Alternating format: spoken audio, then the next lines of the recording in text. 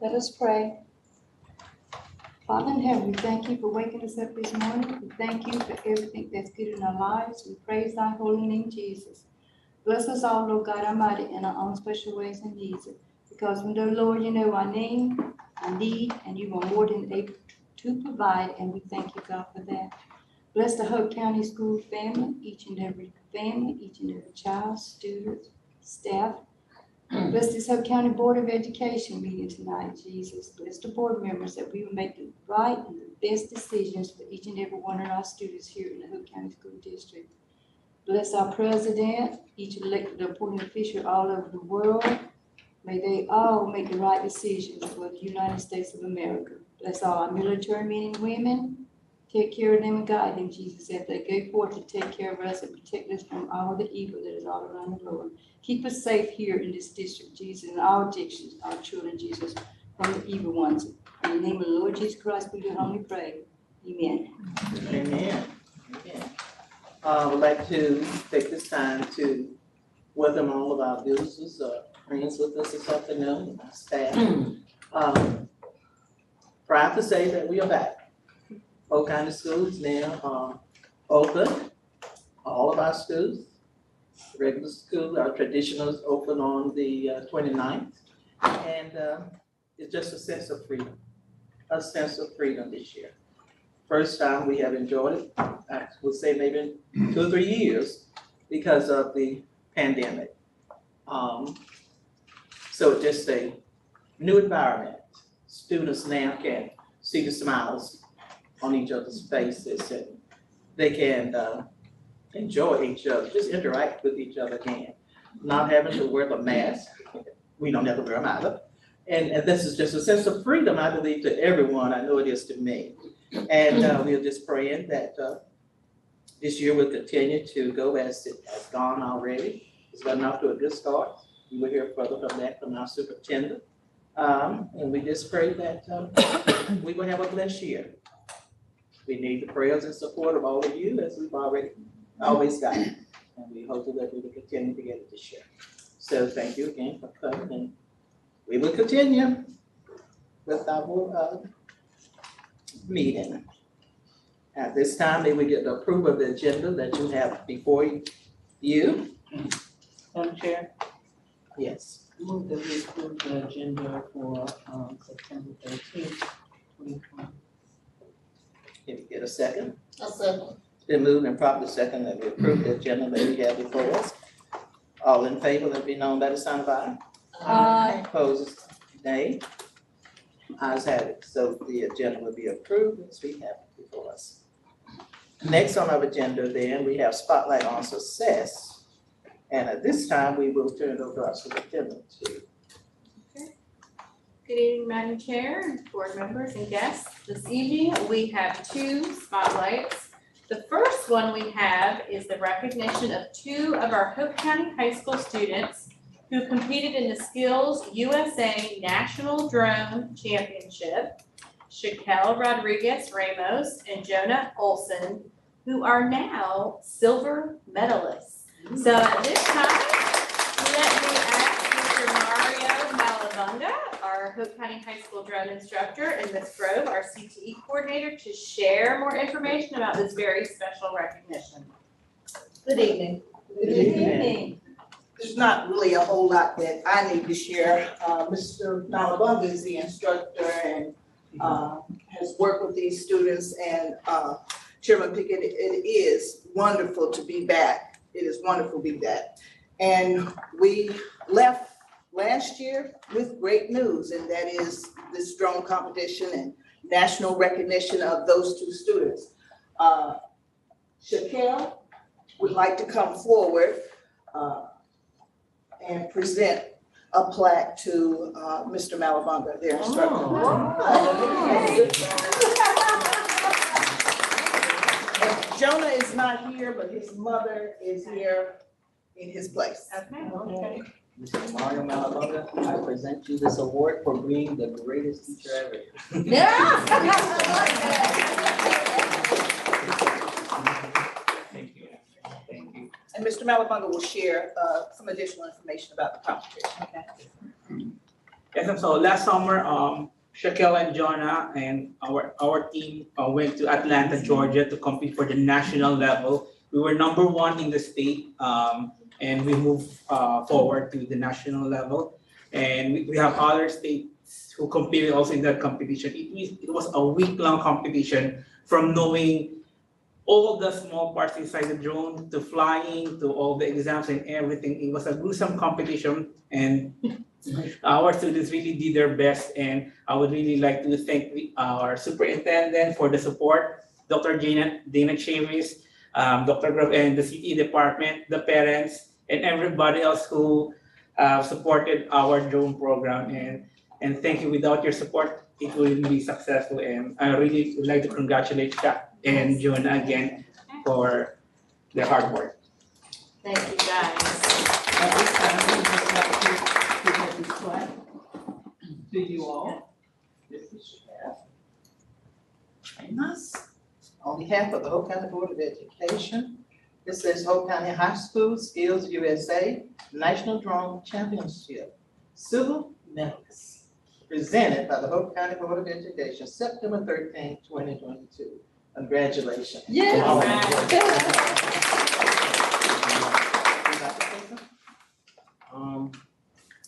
So I would like to say, thank Mr. Malabunga for being a great teacher, and during the competition, we were very nervous, and he really nervous, and he helped us, he calmed us down, and he also taught us everything and got us ready for like the competition.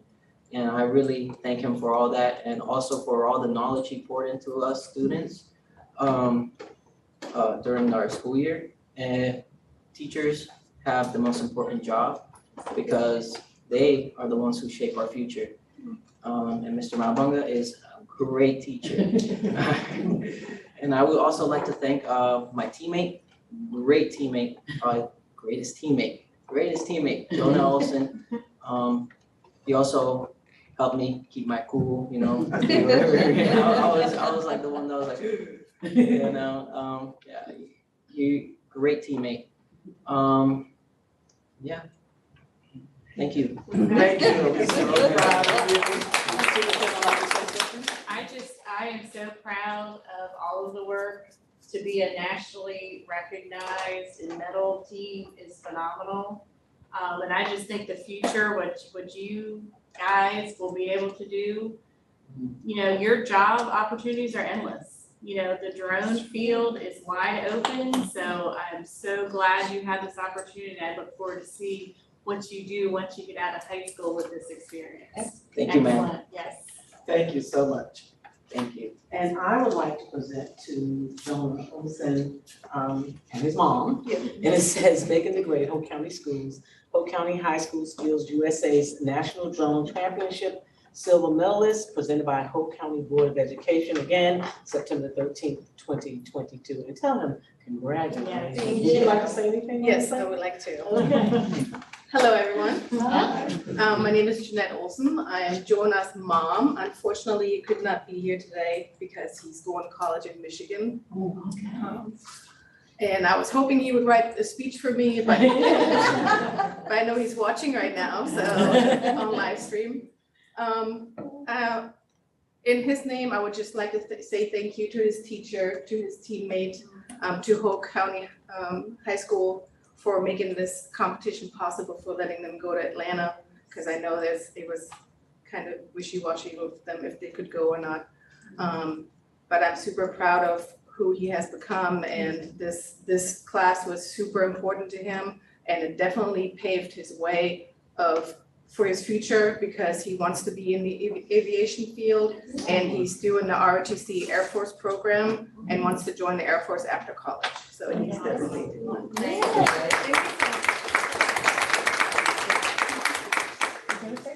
Yes. And I think it's also noteworthy to say this is the second year we placed at the national level. So this is not just a one-time thing, this is our start of a trend. Let's look at down here. And I see Past Principal, Dr. Benson back there. Why don't you join us as well? And this is a proud moment for you as well. Mr. Malabunga is doing his thing.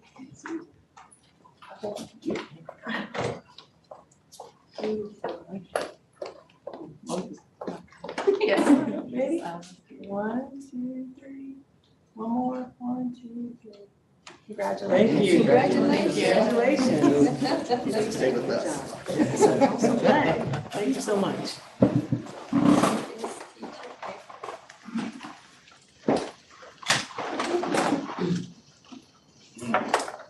Our second item for Spotlight on Success is the artwork that is displayed at the Board of Education. This month's display is provided by Rockfish Hope Elementary School. So if you've not had an opportunity to look at the artwork displayed, you should make a trip. Our students are quite talented, so it's nice to see their artwork displayed. That's all we have. Madam Chair. Okay, thank you, Dr. Dallas. Next, we will continue on the agenda with the public comments. And at this time, I'll turn it over to our attorney. Thank you, Madam Chair. We have one individual who's signed up for public comment tonight. This is Mr. Patrick McCarthy. You can step forward. Just a reminder, comments regarding particular individual employees, students' records, or other matters which are required to be kept confidential may not be discussed in this open forum setting. All comments will be respectful and civil first, ordinary rules of order and decorum, and I'll be your timekeeper and let you know when you're Okay, thank you.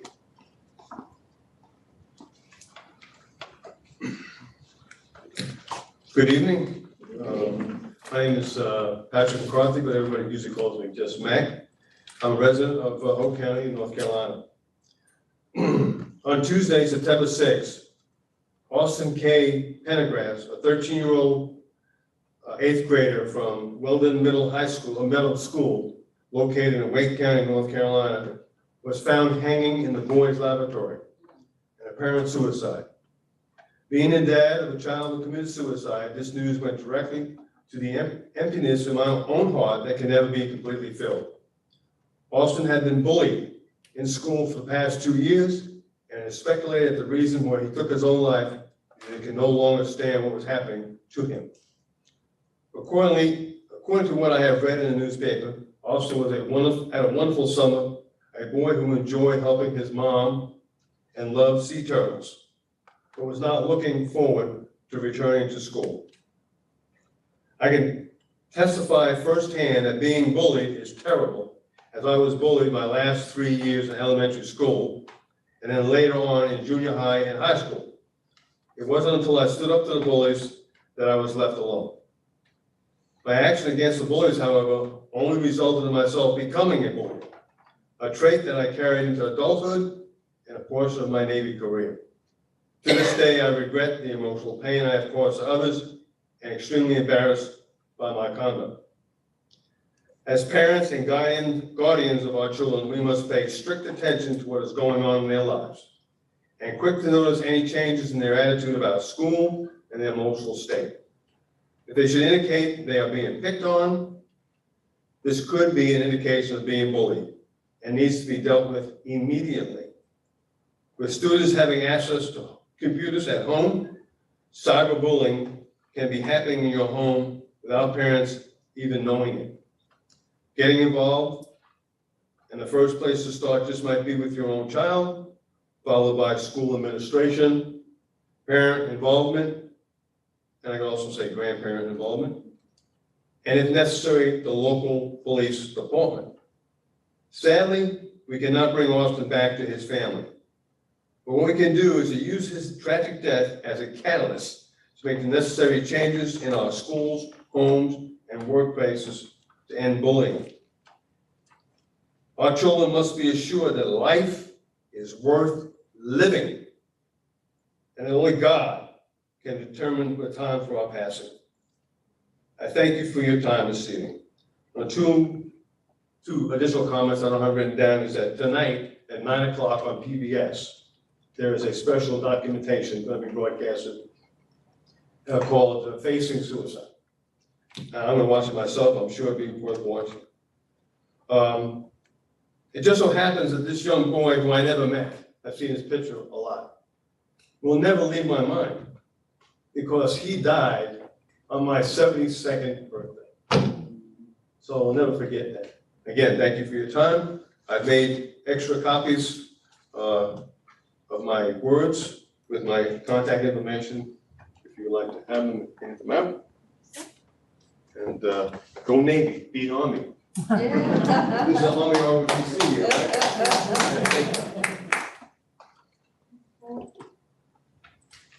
Okay, that, superintendent.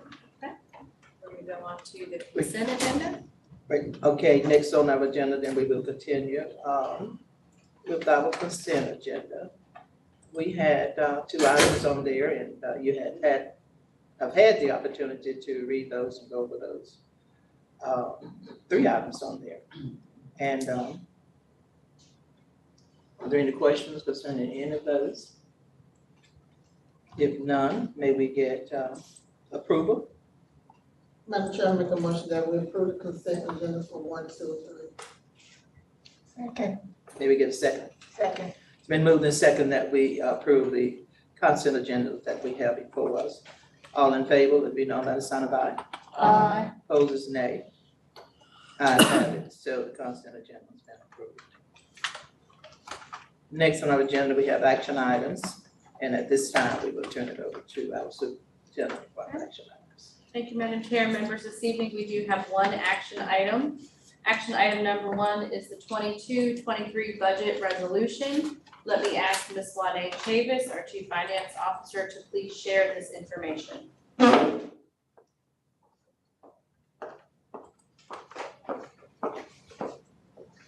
Good evening, Madam Chair, board members.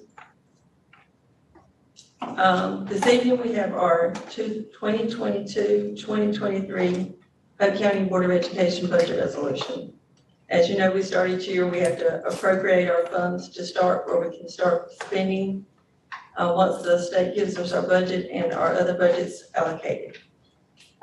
So I don't want to have to read this word for word because it's a lot. And I know you don't want to listen to every single word, so I'll sort of summarize. So we start with our state public school fund, our expenses, and it's appropriated by object code for budgeted for instructional programs. It's $61,502,105.91. For support services, we have $8,977,361.08. For supportive services, we have $50,857.01. For a total state appropriation beginning budget balance of $70,530,324. Next, we have our local current expense. Instructional programs budgeted, beginning budget of $589,554.61. Supporting services of $4,673,997.39. And payments of non-government funds of $823,948. For total local budget, beginning budget appropriations for current expense of $6,087,500. Of this $6,087,500, $5,937,500 is made up of county appropriations, which is what we receive from our county commissioners, which was at a rate of $625 per child based on 9,500 children. Fines and forfeitures, $150,000, which gave us a total revenue for local $6,087,500. Next, we have our federal programs, beginning budget allocations by our instructional support programs. We have a beginning budget of $18,474,134.27. Instructional support, we have $4,026,771.39. Support services, $371,209.99. And payments to other governments of $3,252,714.78 for total federal beginning budget of $26,124,830.43.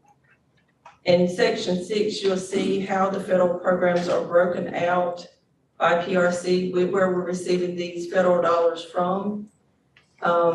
As you can see, we have a plethora of federal dollars for this school year. In ESSER, we have over $20 million from ESSER funding for the 2020, but it's broken out into various categories, and a lot of it is specific for specific programs. but I don't want to read through all of those unless you want me to go in detail with each one.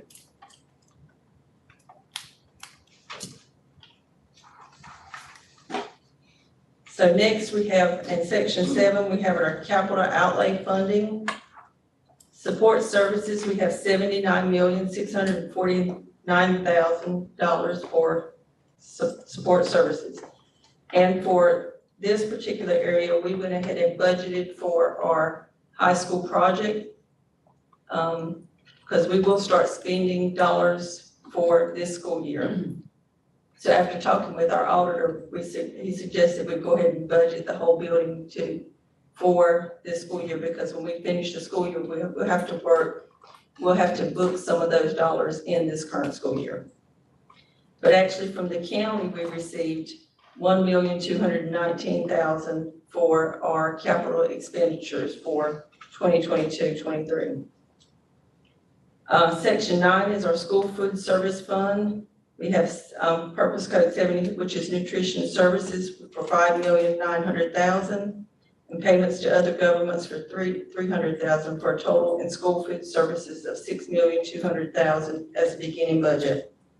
Section 11 is our child care service, which is our after-school care program.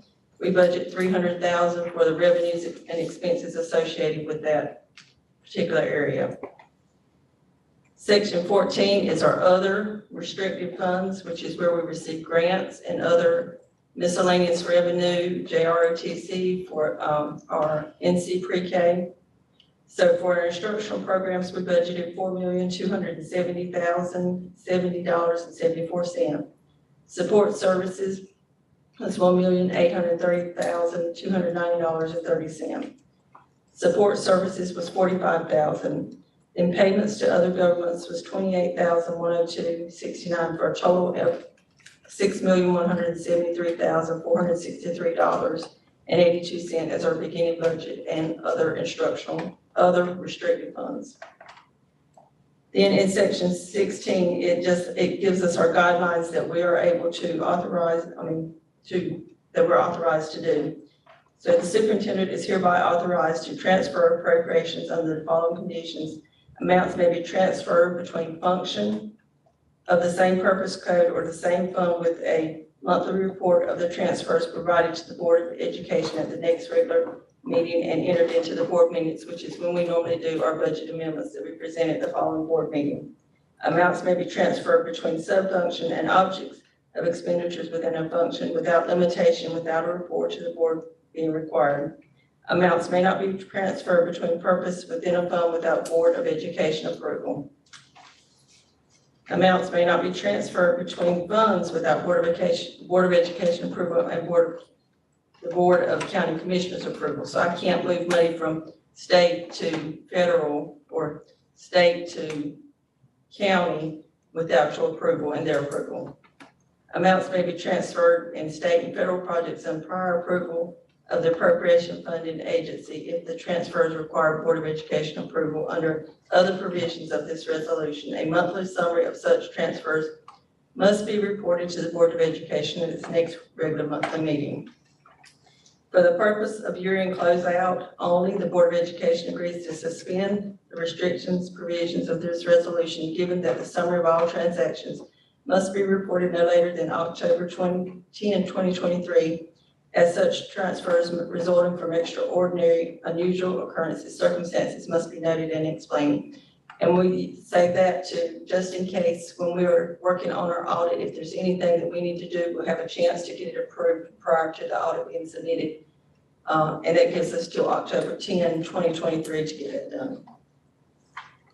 done. Any questions or comments about the budget resolution for 2022-2023?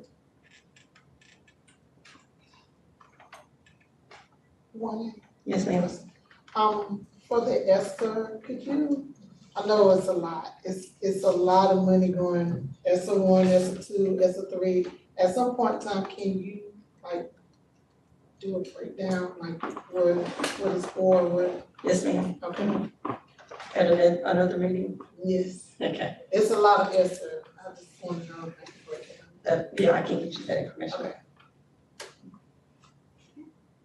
Any other questions? Thank you. Okay, at this time, if there are no further questions, I am asking approval for the 2022-2023 budget resolution. You heard the request from the superintendent to approve the 2022 budget resolution that was just presented by Ms. Monet. May I get a motion? Madam Chair, I make a motion that we approve the 2022-2023 budget resolution. Second. Been moved and properly second that we approve the 2022-23 budget resolution as presented. All in favor, let it be known, let us sound of aye. Opposed, nay. Ayes have it. Budget's been approved. Thank you, Madam Chair. Members, that is all we have for action items this evening. Okay, next on our agenda then is the administration. For the information item, we turn it over to the superintendent for the information. So thank you, Madam Chair. Members, we have 4 information items this evening. Our first information item is the 21-22 accountability data review. I'd like to start off by just saying we are extremely appreciative to our entire district staff for their hard work and their dedication during last year, a year of kind of teaching and learning through a pandemic. Our staff definitely persevered through the challenges. We had some instructional shifts, we had staff shortages, and we had some unexpected turns. So as a team, we recognize that the past 2 years have been very challenging. They did impact some data, but what we're going to share with you tonight is we may not be where we were pre-pandemic, but we are in better shape than we were last year, the year before.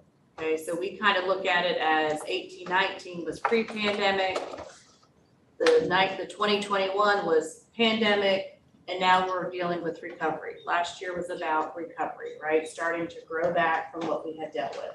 So at this time, I'm going to ask Ms. Melissa Bryant Ward, our Director of Testing and Accountability, and Dr. Chad Hunt, our Assistant Superintendent for Operations and Information Systems, to please provide our overview. Good evening, Madam Chair, other members of the board. Good evening. So we're going to start with the school performance grades for last school year. And as you look at the data, you'll see that we had 1 school with a letter grade of an A, 3 schools with a letter grade of a C, and then 8 schools with a letter grade of a D, and then 1 school with a letter grade of an F. So 10 out of 13 of our schools, which is about 77%, met or exceeded growth.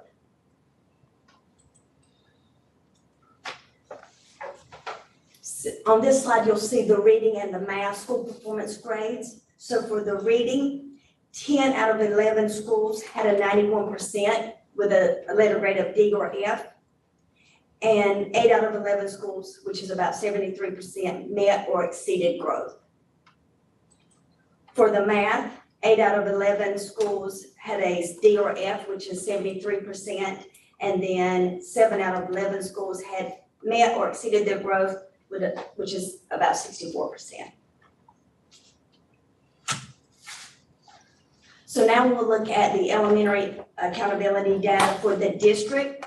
And as we look at each of the indicators, this represents students in grades 3 through 5 that achieve a achievement level of a 3, 4, or 5. And then we went back and we have 3 years of data, like Dr. Dallas said, the 18-19, which was pre-pandemic, the 2021, which was pandemic, and then last school was the 21-22, which was a recovery. And you'll see that as we go through each set of data, we're not where we were before the pandemic, but we are better than last year. So this represents grade 3, 4, and 5, and then the overall 3 through 5 GLP. The next slide represents data from grades 3 through 5 for the reading. And again, at the bottom, you'll see grade 3, grade 4, and grade 5 data for the past 3 years, and then the composite for grades 3, 4, and 5.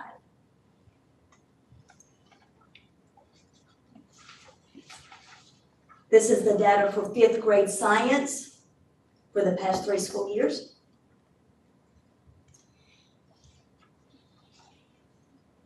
And then we'll move on to the middle grades data. So this is the grade 6 through 8 math, those students that achieved grade achievement level 3, 4, or 5.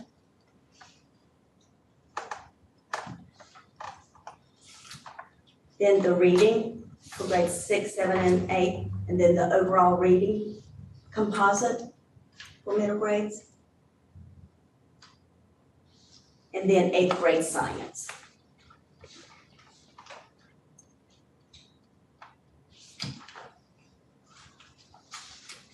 Then we have our high school data, which was the end of course. And you'll have Math 1 starting off, Math 3, and if you see with the Math 3, we were higher for last school year than we were pre-pandemic. English 2, biology, and then overall EOCs.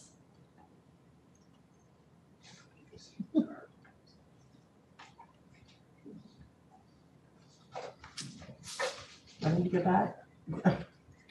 And then the other high school indicators, we have the ACT work keys, the students passing Math 3, and then the 4-year graduation cohort. And you'll see with the passing Math 3, we were higher than the pre-pandemic and also the 4-year graduation cohort.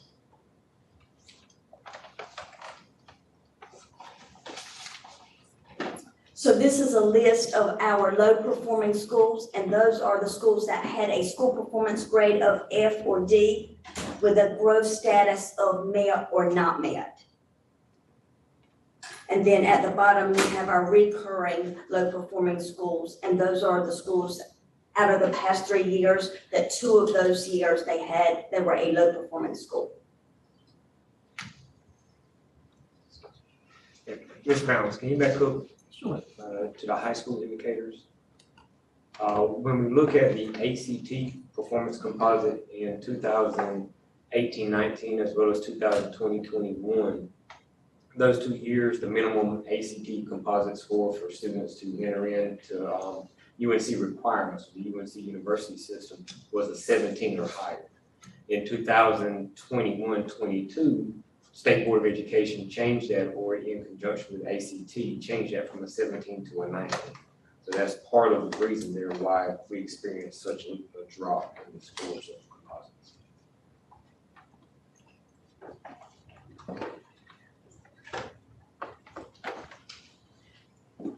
So this is our TSI identification. Those schools out of the last 2 years, their subgroup that put them in the status of TSI. So looking back over the data, we wanted to point out some highlights. That 100% of Hope County schools increased their overall GLP composite scores from 2021. And these scores are a combination of all assessment measures. That 10 out of 13 of our schools met or exceeded growth, that is 77%, and Turlington School is not included in that data. That San Hope Early College and Hope County High School both exceeded growth with a growth index of at least 8 points and higher.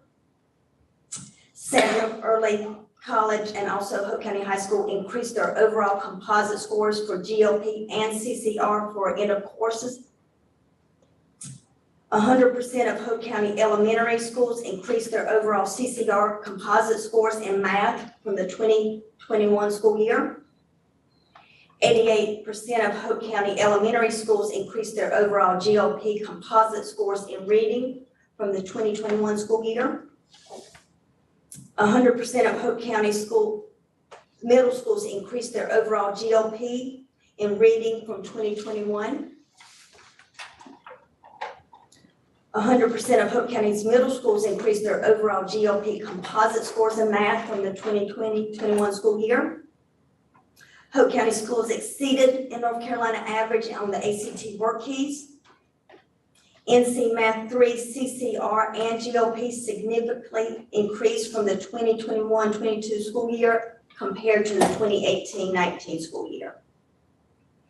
Hope County Schools' 5th grade exceeded the North Carolina composite for science GLPs.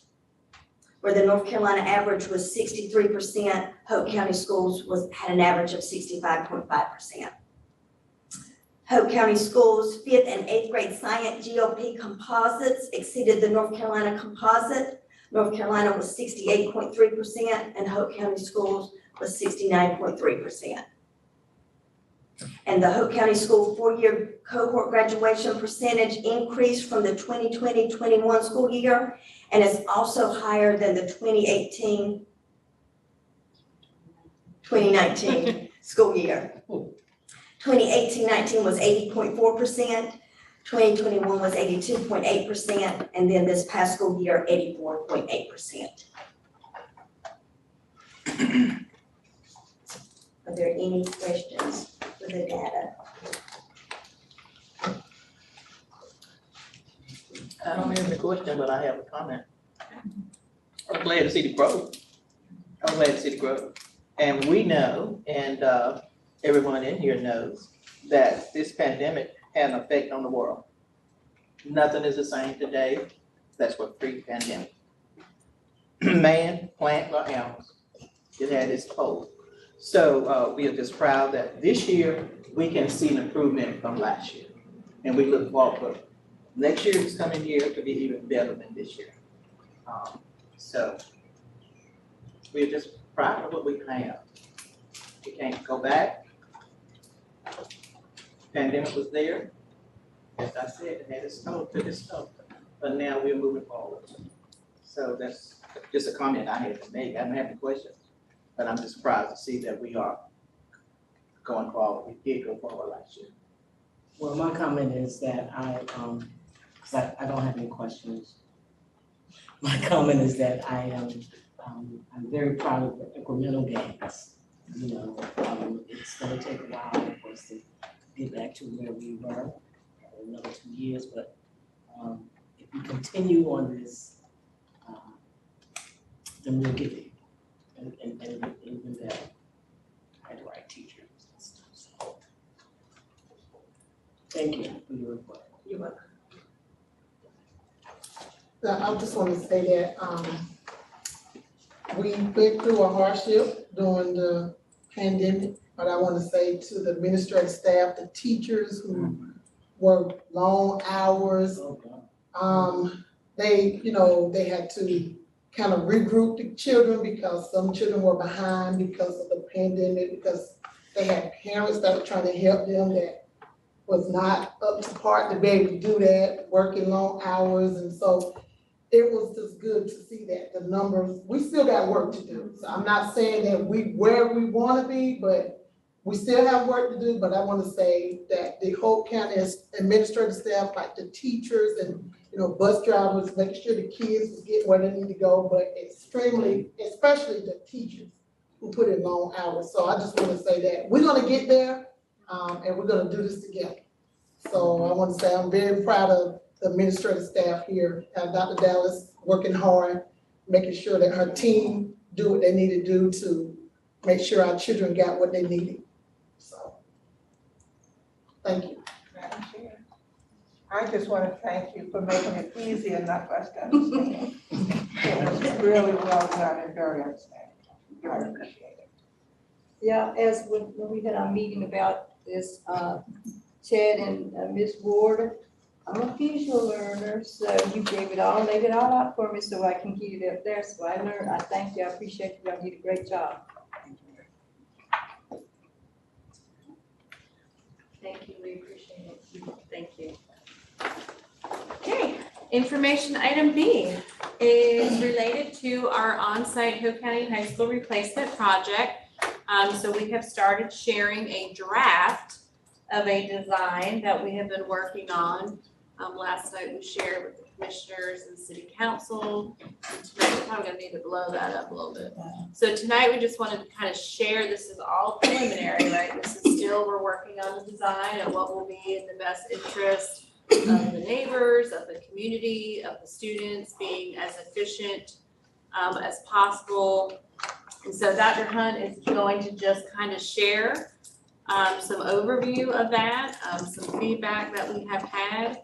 And we just wanted to make sure that everybody had an opportunity to hear that this evening. So you might need to go up there. So I can point out. Yeah. Yeah. I have a feeling we're not gonna be able to follow you. I'm going up there.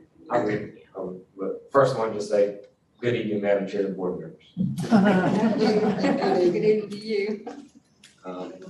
So as Dr. Dowell stated, is last night, we did share this visual with the Hope County Commissioners as well as Rayford City Hall to gather some feedback, but also just to provide the public with an update of where we are in this process. And you know, nothing is written in stone at this time because we did get some feedback last night from the public as well as from the county commissioners and those who sit on the board for City Hall. And we're going to go back and speak with each of you as well as speak with the architects about some of those thoughts and ideas about how we can problem solve. So first of all, let's back up and kind of talk about some issues, I guess, that we could say that's current with Hope County High School. And part of that is parking. And any of you who've been to athletic events here on campus know what we face whenever we come to a football game, graduation event, or a basketball game, whenever we deal with parking. And it usually ends up parking along School Road on the side of the street. We utilize the field over here as a parking lot, as well as what's the staff parking, student parking, and sometimes even the bus parking. So what we've done is currently on campus, we have an estimated less than 400 parking spaces on campus now. So what we did was incorporate or try to maximize the number of parking spaces as well as plan for future growth of Hope County High School. So this would be student parking, which holds about 225 parking spaces. It's student and visitor parking. Up here in the upper right-hand corner, this is staff parking and overflow parking for events. So graduation events, baseball games, football games, this could be utilized as handicap parking for those who would need assistance. So it gets them closer to the field, basically. And then down here in the bottom right-hand corner, we are proposing to make this a staff parking lot since we will be losing the Balcom area parking lot, so that teachers that are in the McDonald and McAllister buildings, as well as the vocational buildings, would have adequate parking. We're going to maintain the parking that's in the front of the McDonald and McAllister building, a small faculty and staff parking lot here, but extend this out. So whenever we count up all of those parking spaces, that's an estimated 500 parking spaces. To go along with that, this is currently on the campus of Hope County High School. We have a range of about 43 to 45 different buses that come on the parking lot every day for transportation for students. This parking lot is designed to house 40 buses.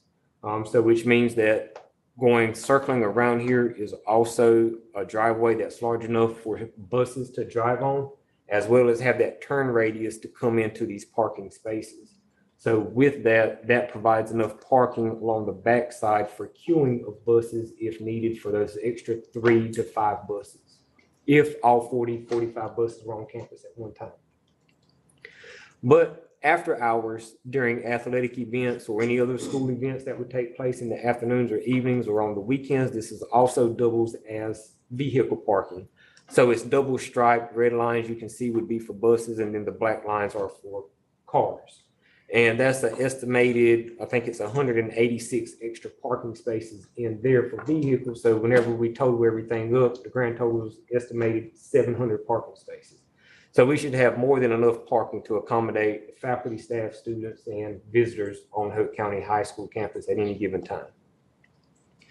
The next thing that we've been experiencing is this is Bethel Road that runs right straight through the campus. The proposal at this time is to work with City Hall to try to close off Bethel Road and incorporate a parent drop-off queue for students. Currently right now, it is, if you follow this circle all the way down, as Commissioner Thomas pointed out, is that this actually goes into the Balcom parking lot. There's a big tree that kind of separates the Balcom parking lot from the main parking lot. So if you know where that tree is, you can see it comes all the way down to the tree and then circles back around. I think at this time we did a queuing count, And at any given time within a 5-day period, we average about 250 cars that come through that queue for parents dropping off and picking up students, mornings and afternoons. So if we do that, then hopefully that can help with some of this traffic that backs up on Bethel Road. Also, with the students turning in right here, they're going to turn in before they enter this queue. So that would also eliminate some cars and hopefully speed up the process of dropping off and picking up students, because the students are parking, leaving out of the exit and pulling in there. One of the biggest concerns that we heard last night is the queuing of the traffic that's on Bethel Road currently, because depending on what time you come to campus, if you come about 3:30 in the afternoons, you're probably going to be sitting in line on Bethel Road all the way up to Domino's. So the idea of the goal is to try to minimize as much traffic as possible and help speed that up. So we did speak with the architect a little bit today to try to do some type of incorporation in the Bethel Road and School Road to try to help with that. But we did try to reassure those community members that were living in this housing areas or in this community that we were going to try our best to try to figure something out to help that traffic move along as fast as possible. We wanted to keep the tennis courts accessible to the public, so that's why they are placed right here behind the bus parking lot, so that they are in close proximity to this side of Bethel Road, so it's close access. Fire tower is still going to be up here in the upper right-hand corner. It is not moving, and the goal of this little area is to keep that paved so that fire trucks can swing in there and they can still utilize that fire tower for training purposes. We also have an access road built in behind the school and around the school. That way fire trucks or deliveries for child nutrition purposes, trash trucks, etc., can have space to travel around the school. And also this road, or the access road, is close enough to the high school to meet the fire code that I forgot how many feet the fire truck has to be within. But in case the building ever caught on fire, they could shoot the water supply onto the building to try to eliminate the fire. This piece right here is a canopy. It's a large, wide canopy to protect students who are traveling from the main school building over to the McDonald's side of campus, to keep them out of the elements, any type of rain or whatever inclement weather we may have. And then also, hopefully everybody has heard about the new high school building by now, but it's large enough to accommodate at least 1,700 students for capacity purposes. It is a 2-story building, and it would house a new gym, a cafeteria, as well as I think it is 64 classrooms, a media center, as well as office areas.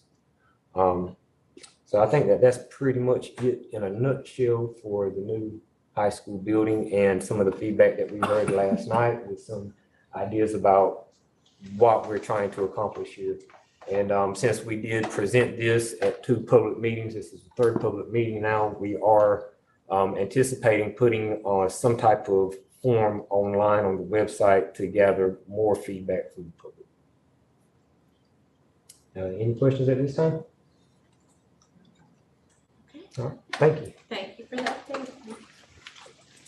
Okay, information item C is a review of COVID-19 updates in our testing. At this time, we're going to ask Dr. Peggy Owens, our Executive Director of Student Support Services, to share these updates.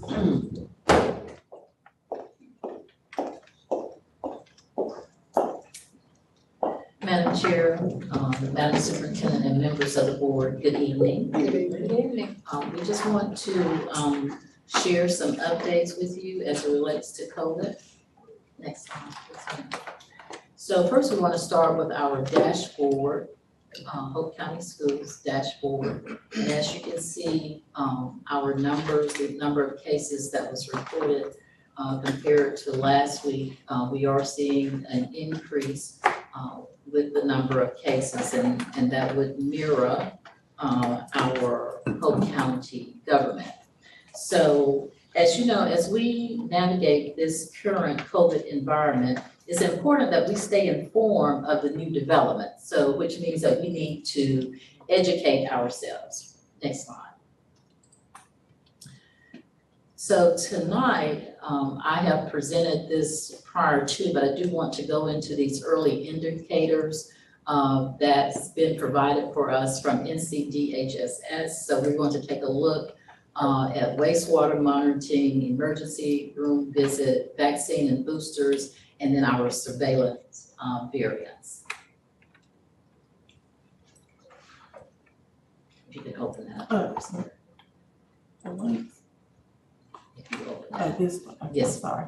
Okay, and just scroll down, continue. So the first early warning sign indicators you see for as wastewater is concerned in terms of the previous week. So these are the particles that's actually found in the wastewater. So in the previous week, there was an increase as it relates to wastewater.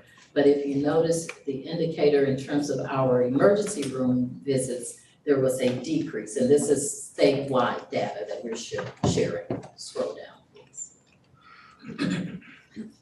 And of course, our healthcare system, you can see that those indicators that we see a downward trend as well. Then if we move into the vaccine and boosters, and these are the numbers statewide, but Ms. Bounds, if you can locate Hope County for us, please.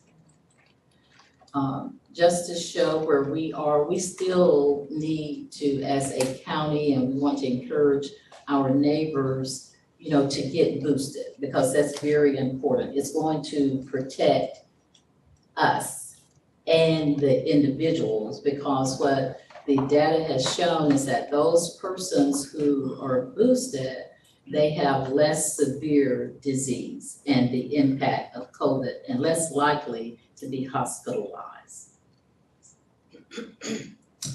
Now, just wanted you to take a look at these variants and what has occurred over actually the past few years, but if you look at the last 2 weeks, you can see the difference. In red is when we were dealing with Delta. And then, you know, we began hearing rumors about Omicron. So what we're seeing now is Omicron B5 primarily. There's also B4, but the primary or the dominant variant is Omicron. Omicron is it's very contagious, and the onset is very quick. However, you know, according to CDC guidelines, you have 5 days quarantine, and after the 5 days, provided that your symptoms have improved and you're not using any medication, fever-reducing medication, then you can return to your work environment, provided that you wear a mask for the next 5 days. And that is the guidance that we are following in the school system. Okay. So here is our, you can go into find our county. We'll take a look. I'll just tell you, we are still, scroll down. You have to locate it, but we are still high in Hope County. Right there, Mary. Yeah. Yes, ma'am.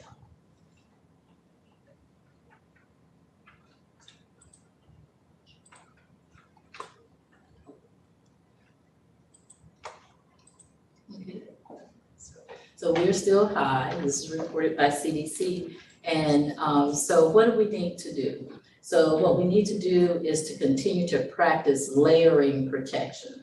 And that means to wear a mask. And that, of course, that's your choice. Get tested if you have symptoms. That's very important. And then to get boosted. So if you can come out of that, and we'll go to the next slide. And if you will go to the COVID-19 booster, that's just a quick update from NCDHS.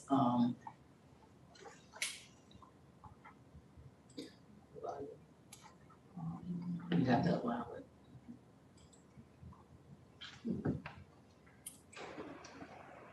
But when you get an opportunity, you can play the video. It's just a promotion and encouraging individuals to get boosted. The new booster, the 5.5, has been released. It is in North Carolina now, and hopefully we will have it here in Polk County. Ms. Edwards said was scheduled to be here. She's ordered it the first week of September. I do know that Scotland County has received theirs, but I'm not certain about Hope at the time. But she did share that with us a couple weeks ago when we met with her. Any questions at this point?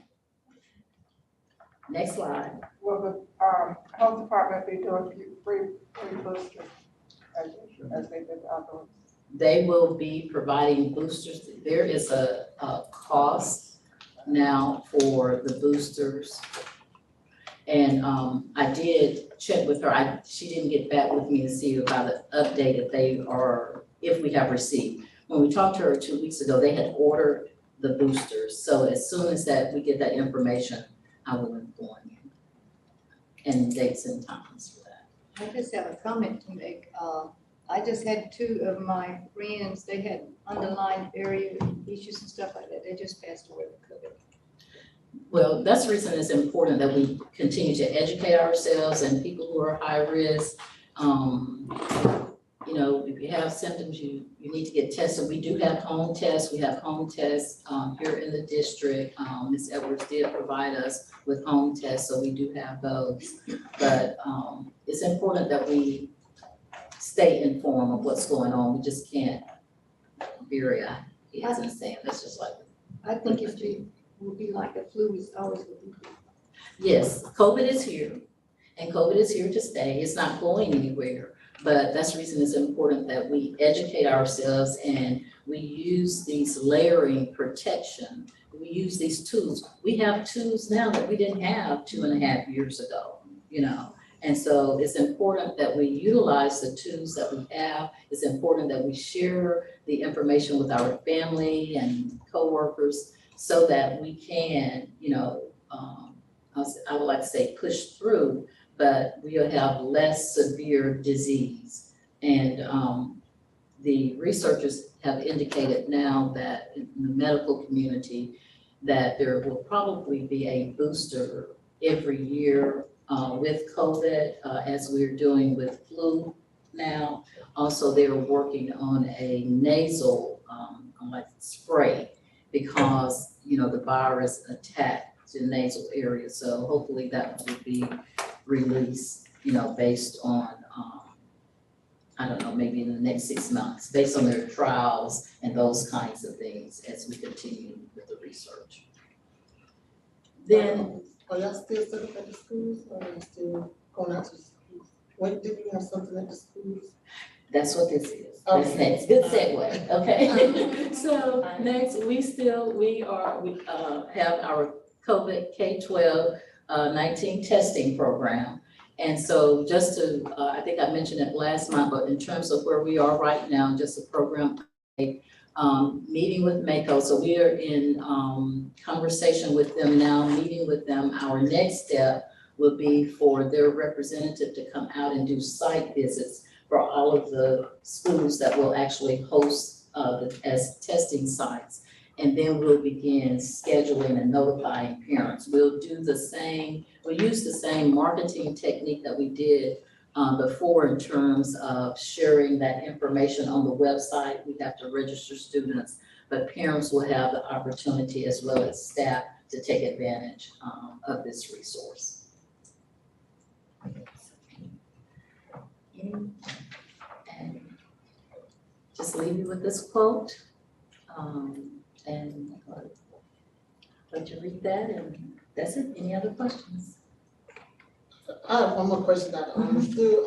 Have you had a lot of parents inquiring about y'all doing the testing at the school or in, you know, asking? I've had a couple of principals to contact me and asking about the K-12 testing programs, you know, by way of their parents. So, you know, we are in a position now that, you know, to, as I shared in terms of where we are, just to get that going and feel very confident that parents will take advantage of that resource. And it's also available for our staff as well. Is there a charge? No, Are they no not charge. charging? No, Okay. no charge, no. Just if you go outside, Yes, okay, so people should take advantage of that resource. all right. Thank you. Okay, thank you. And information item D is our monthly financial report. Ms. Lenny Chavis, if you have any questions, we can direct them to her. Any questions concerning the monthly report that we're gonna address the one? Okay. Madam Chair and members, that does conclude our informational items for this evening. Okay, we will continue then with the agenda, and next on our agenda is our closed session. Madam Chair, Rosa? I move that we go into closed session under the North Carolina General Statutes 143-18.11 to prevent the disclosure of confidential personnel matters, to consider matters related to the initial employment of individual employees, and to consult with our board's attorney to preserve the attorney-client privilege. I second. It's been moved and second that we go in closed session for the following reason that were presented. All in favor, let it be known that it's not a lie. Opposed, nay. Ayes have it, so we'll go in closed session for about 8 minutes.